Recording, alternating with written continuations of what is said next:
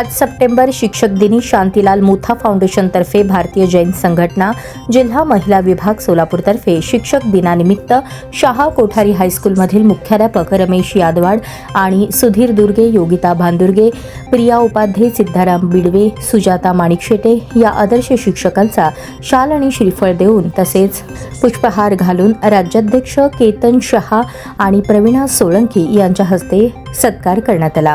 तसेच प्रशालेतील इतर शिक्षकांना पेन आणि पुष्प देऊन सन्मानित करण्यात आले।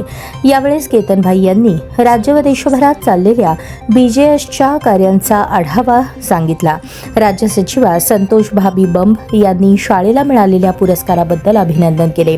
त्याचप्रमाणे चातुर्मासानिमित्त आलेल्या गुरु महाराजांचे वंदन करून त्यांचा आशीर्वाद घेतला।